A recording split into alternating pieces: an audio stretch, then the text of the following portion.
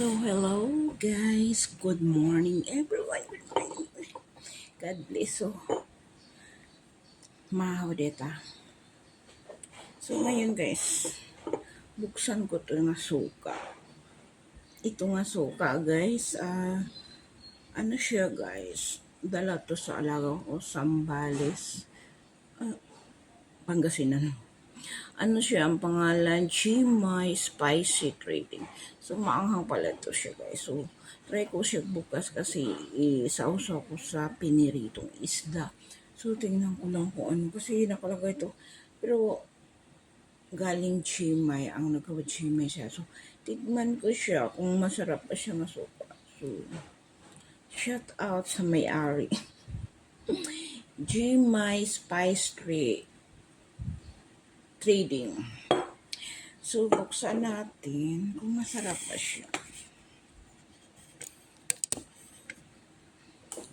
Kasi, nakashield pa siya, guys.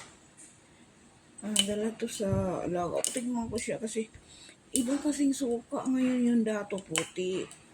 Yung dato puti, parang walang lasa na. Totoo. Parang walang lasa. Matabang na siya. Hindi katulad dati nga masarap. So, naisip ko to siya. So, tignan ko siya kung malasa ba.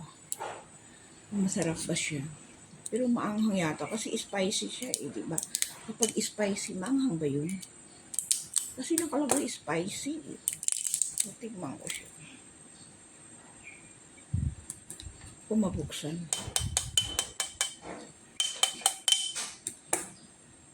Buksan ko siya. Ito siya guys. Dalaman nila.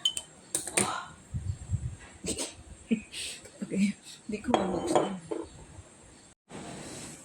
Ba't ayaw?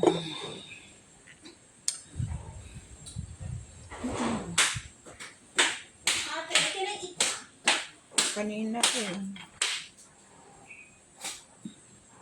Parang masarap.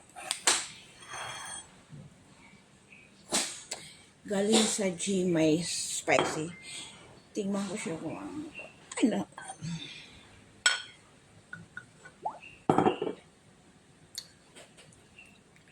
Masarap. Masarap siya. Parang templado na pala to. May asin na.